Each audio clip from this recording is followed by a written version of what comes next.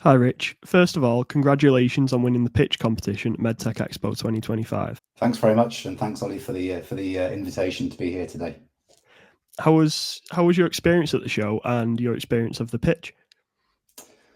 Really good overall. I mean, firstly, a big thank you to NIHR for inviting me to provide a pitch and to be hosting us on their stand. It was quite convenient because we're in the middle of raising ourselves, and also it's a good opportunity to support them because they've been great in supporting our research both before we spun out and during. I think in terms of the expo overall, it's a good opportunity to catch up with some contacts in pharma, CRO, and supplies. Having a head down in investment raising means that you're not out and about as much in that area, so it's good to have a quick catch up. I think in terms of the pitch, it was interesting because normally with investor pitch, it's quite a focused audience, investors and the questions, but this one was quite diverse in terms of the audience and the panel being from industry, from funding agencies, other organizations. So I think in terms of preparation, the challenge is how do you deliver a 5-minute pitch that resonates with that audience, but at the same time still delivers the key point of what a pitch is about, and that is an ask to get you on the next stage of your journey. And I think we did an all right job about that in the end. So yeah, overall, good experience. And now, can you tell me a bit about your company? What is Healome Therapeutics? Did I say that right? By the way, Yeah, that's correct. Healome. Yeah, that's fine. That's correct. So Healome Therapeutics is an eye care therapeutics company, and what we're aiming to do is drive the development of far more effective, safer, and easier to use treatments for ocular surface diseases, particularly those that can threaten the vision of patients. How we're currently doing that is through an eye drop technology we have that forms a lubricating protective microenvironment over the eye. And the aim of this really is to take the good parts of current eye drops, and that is that it enables patients to deliver their own treatment anywhere, anytime, but then remove some of the really big drawbacks of current eye drops, which is short retention time, which creates a number of safety and patient compliance issues that we'll probably touch upon later. As a company, we're exploiting the technology to help improve the efficacy, safety, and compliance of both existing drugs on the market and novel ones, such as gene editing therapeutics, by incorporating them into our technology. We're also working in some other interesting areas where we're trying to create new classes of therapeutics that could really provide a step change in promoting healing of the eye for a number of quite challenging eye conditions. And why does the treatment of ocular conditions need simplifying? And when did you sort of realize that this is something that needed to be done? So I think there's two components to this. I think the first one is in improving patient compliance or adherence to treatments. That is getting patients to use treatments as they are instructed to by the clinician. So 1, 2 doses a day or 3 over a course of period of time. And that's really about creating a value proposition to patients where they're encouraged to use it and see the benefits of the treatment straight away. And it's a big issue in some of the conditions that we treat because there are eye drops out there that sting every time you use them, but probably take 3 to 6 months to take effect. Now, you can imagine that you'd be pretty demotivated after a while if you've got an eye condition where you can see the damage progressing or it's stopping you from living your typical work or social life, and you're using this uncomfortable treatment that's not really giving you the benefit. The challenge there is that quite a lot of patients can drop out, particularly the ones who aren't immediately at risk of losing vision. It's more of an irritation and pain. The problem is that when they're not compliant, it just builds up issues later on down the line where conditions do become serious. And a good example of this, although it's not an ocular surface disease, glaucoma is a great example. Actually, they call it the silent thief of eyesight, because if you're not compliant, you'll get permanent sight damage.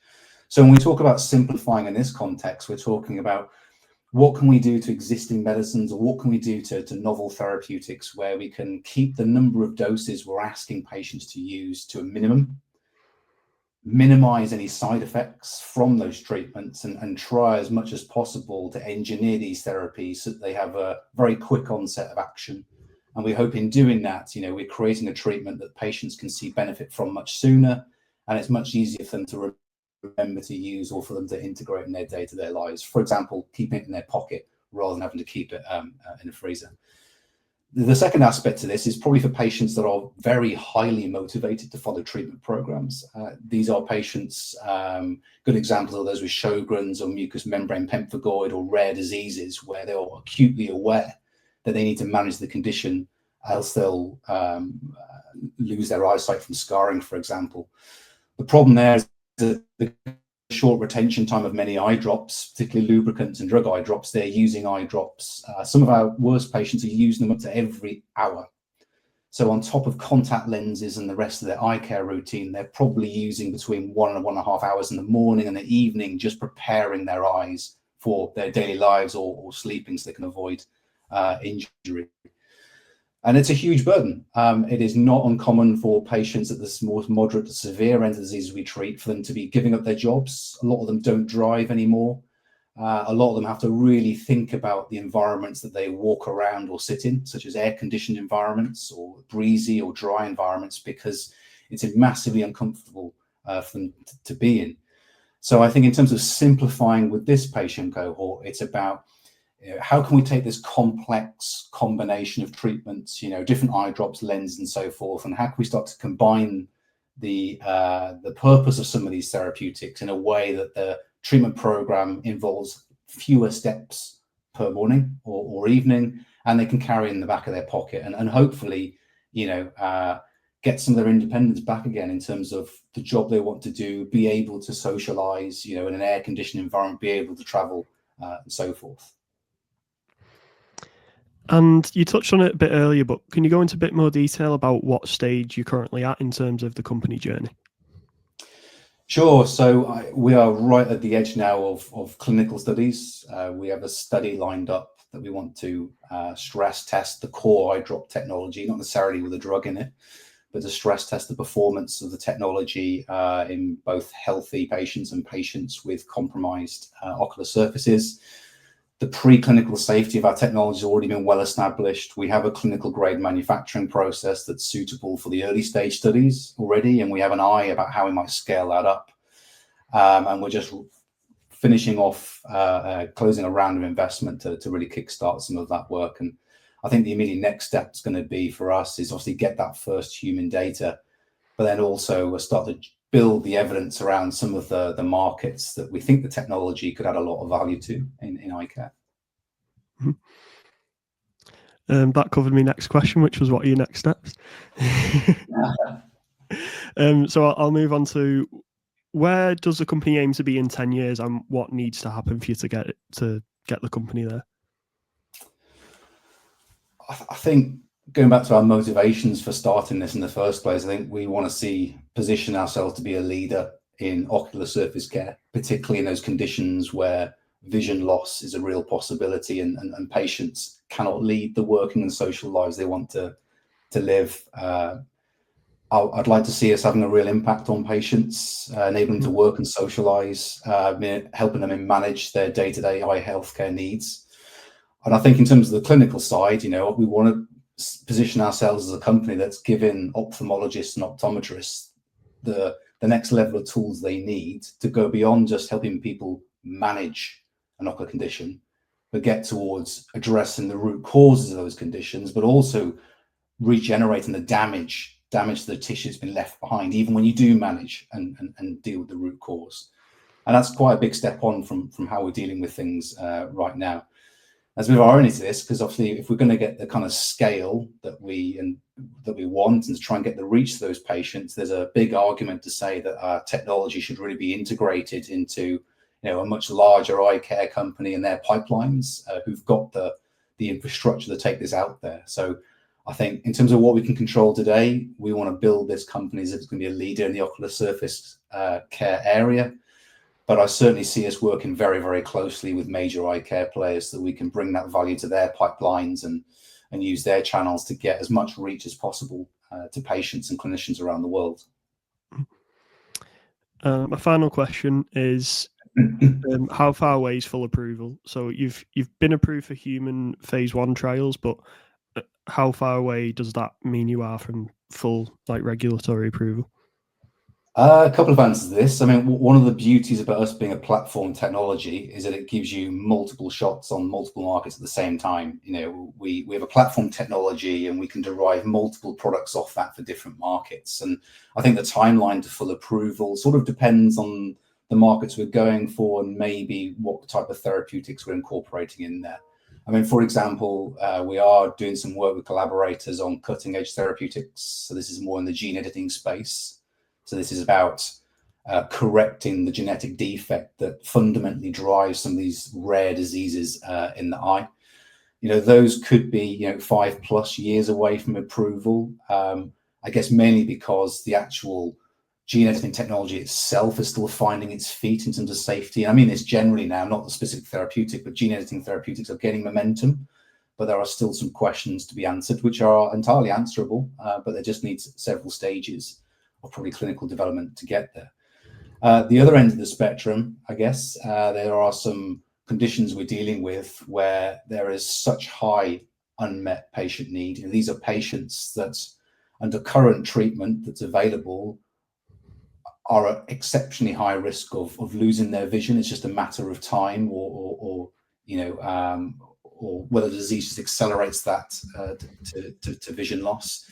The regulators in many countries understand this, and they are providing channels for accelerated access to promising technologies that give, you know, maybe if they have sufficient safety and efficacy data, they will be allowed to be used in this specific patient population as soon as possible. And that could be anywhere between, you know, a few months to maybe a year or so. It doesn't necessarily mean that's allowed for full market approval, but it's certainly an avenue to make a difference to those patients and then expand outwards from there. So I guess we have quite a broad range of timelines to market approval, and we're trying to push them all at the same time.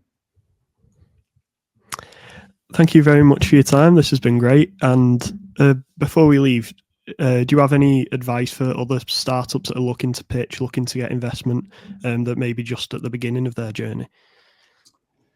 Yeah, we could have another meeting about this. What would I pick off the top of them? I guess for pitching, I think one of the most practical, important bits of advice I'd say is speak to the organisers and ask them about the layout of the room. You know, ask them what kind of screen you're presenting on. And I speak about this from painful experience when conferences when you know, you have lots of nice microscopy images, but then you end up presenting in a room where the projector's probably a bit fadey, it's not as strong, there's lots of lighting everywhere, and you can't see the features, and you end up looking like a bit of a fool. So I would strongly encourage people to speak to the organisers, ask them what size screen, is it a flat screen, is it a projector? And once you know that, keep your slides as visual and as less cluttered as possible. You can speak over them. I think in terms of going for investment, again, there's lots of bits of advice here. I'd say it's never too soon to start your data room. So that's your collection of information about what your company is, your documents, your insurance, that kind of thing. The sooner you start it, the less painful it will be to get together when you are properly talking to investors.